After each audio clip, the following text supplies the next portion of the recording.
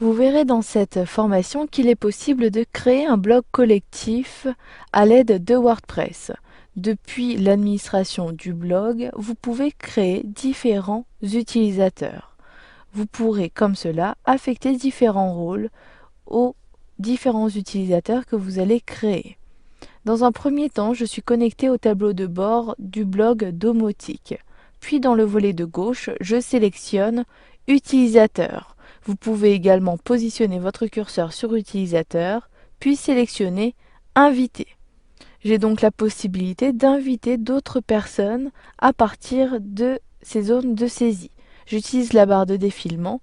En dessous, il s'agit des invitations que j'ai envoyées pour les autres rôles de mon blog. J'utilise la barre de défilement pour accéder à la première zone de saisie. Vous avez la possibilité d'ajouter différents rôles. Pour chacun des rôles, saisissez ici les noms d'utilisateurs. Dans un premier temps, il s'agit du rôle Followers. Il s'agit du rôle lecteur. Cela permet uniquement aux personnes invitées de lire votre blog. J'utilise ici le menu déroulant, puis j'ai la possibilité également d'affecter un rôle contributeur. Donc le rôle contributeur permet uniquement d'éditer des messages et de lire. Donc il ne s'agit pas de publier, mais uniquement de saisir le texte. Ensuite, vous avez le rôle auteur. Cela permet à la fois à la personne de rédiger des articles, de supprimer des articles et d'ajouter des médias. Donc il peut également publier ces articles. L'éditeur, quant à lui, peut également éditer des articles, mais en plus, il pourra gérer les messages des autres auteurs ou des autres personnes. Il pourra également gérer les commentaires de votre blog. Quant à l'administrateur, ce rôle permet d'avoir les mêmes rôles que vous avez sur votre blog. Donc il pourra accéder aux options de paramétrage telles que le changement de thème, mais également la création d'utilisateurs, la gestion en totalité de votre blog. Donc pour ce dernier rôle, il faut faire très attention à qui vous affectez ce rôle, puisqu'il aura la main sur votre blog. Une fois que vous avez sélectionné votre rôle, ici je souhaite ajouter des auteurs. Je clique ensuite dans la zone de saisie du nom d'utilisateur. Donc attention, lorsque vous saisissez une adresse email, s'il ne s'agit pas d'un nom d'utilisateur WordPress, cette personne devra créer automatiquement un compte WordPress. Cela ne pose pas de souci puisque le compte WordPress est gratuit, mais la personne devra tout de même faire la démarche. Ici, je saisis l'adresse électronique de Jérôme Dumont. Donc il s'agit de jérôme.dumont99100@hotmail.fr.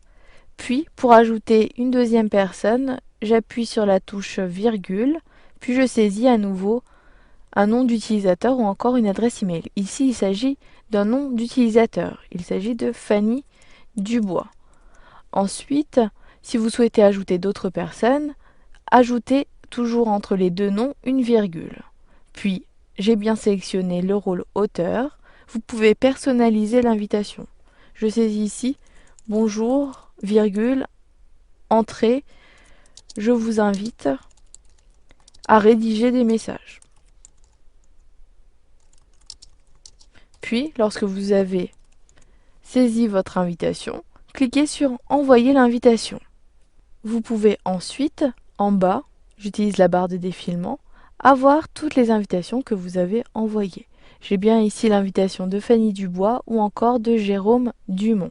Si vous souhaitez gérer cette liste, pour l'instant, ces personnes n'ont pas encore accepté, mais si vous regrettez d'avoir invité par exemple Fanny Dubois, cliquez sur le lien Supprimer situé dans la dernière colonne et au niveau de la ligne de Fanny Dubois.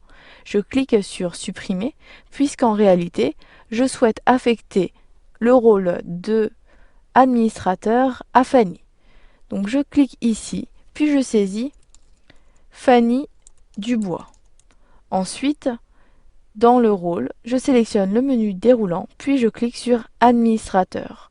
Ensuite, je clique sur Envoyer l'invitation.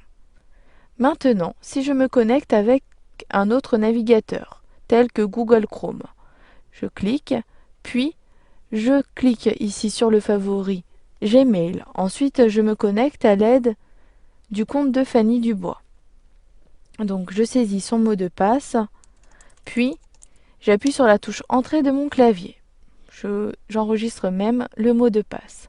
Maintenant, si je clique ici sur le dernier message de la maison intelligente, j'ai bien ici l'invitation en tant qu'administrateur. Pour accepter l'invitation, je clique tout simplement sur le bouton, puis ici il y a eu une erreur. Je ferme donc l'onglet, puis je clique à nouveau sur accepter l'invitation. En effet, cela ne fonctionne pas puisque sur WordPress, je suis connecté avec un autre identifiant sur ce navigateur.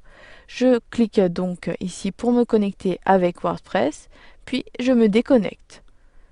Puis je ferme l'onglet. Ensuite, je clique à nouveau sur accepter l'invitation.